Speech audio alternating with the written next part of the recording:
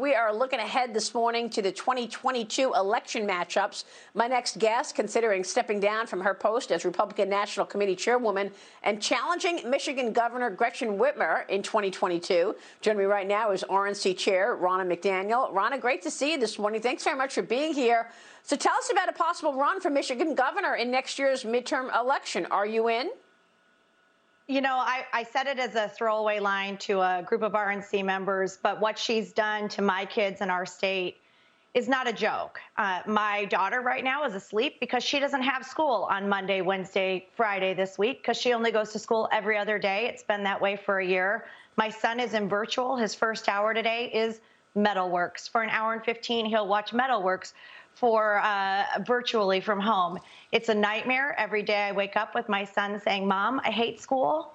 And Mom, can you call me in sick? This is what Gretchen Whitmer has done to the kids of Michigan by abdicating her responsibility. And I'm mad. I'm mad as a mom. I feel like no one's fighting for our kids. My school board just voted to keep them this way through the end of the school year, while other districts around me are open 5 days a week in person. So she's on the Sunday shows, she's loving Dr. Fauci, and she's forgetting the kids of Michigan who are being put at a distinct disadvantage by having this education gap compared to states that are open. It'll affect them on their standardized tests next year, not to mention the mental health and all the other issues that are coming by not following the science and getting our kids back in school.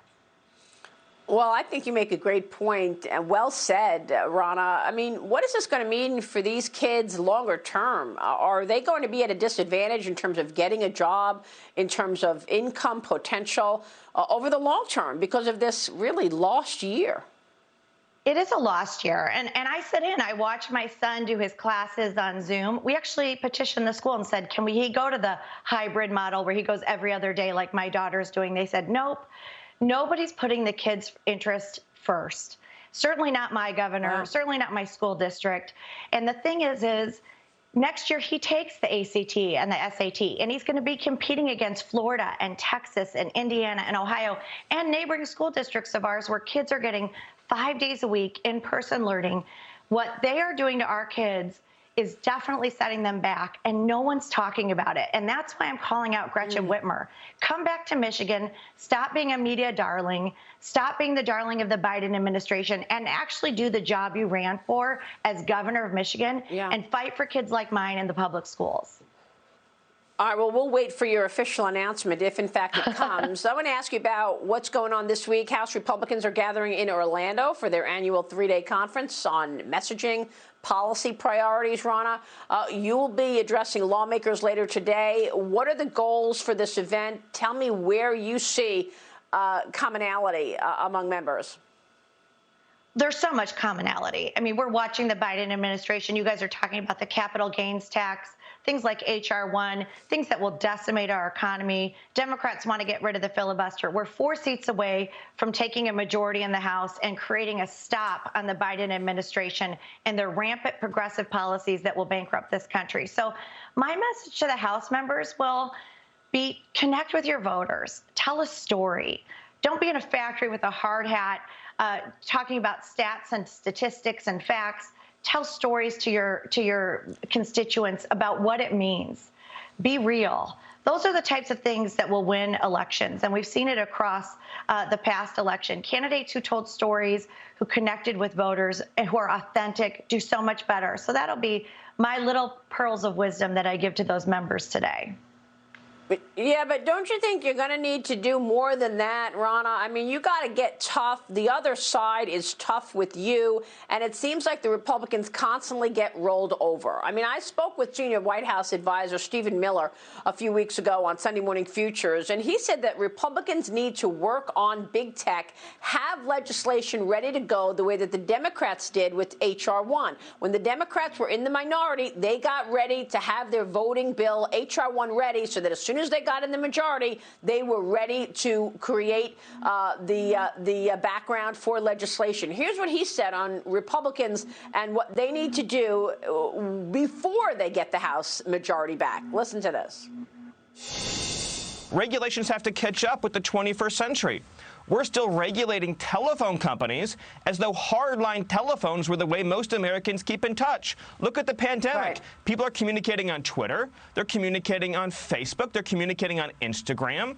We need to modernize regulations to say that those social media entities are public utilities for general use, and they cannot discriminate against Americans based on their religion, based on their political views, based on what they believe. That is a fundamental reform that we should campaign on, and the moment we have the chance, pass it into law. What about that, Ronna? I mean, big tech and its dominance. Are you working on that? 100%, and it's far more pervasive than most Americans know. Big tech is putting their thumb on the scale. The RNC sued Twitter last year for an in-kind donation to the Democrat Party. Of course, it didn't go anywhere, but big tech should be treated as a utility. They are involved in political speech. They are suppressing conservative voices. We're seeing it over and over and over again, and they need to be restricted, and it's only going to happen through legislation. But first, we have to win back the House. So, yes, Republicans should run on big tech reform and cancel culture. They need to run on the border crisis that's happening. They need to run on the economy. They have to be tough and lay out for the American people all that this Biden administration is doing to disrupt freedom. It's freedom that's on the ballot in 2022 in this country, and that's what we're fighting for. Well, the Democrats, though, are pretty much having an attack on our governing institutions. I mean, look at H.R. 1. Look at packing the Supreme Court. These are our governing institutions. On H.R. 1, you're seeing corporate America, Major League Baseball come out against the Georgia law. How come Republicans are not rallying up people against H.R. 1 if it's so bad?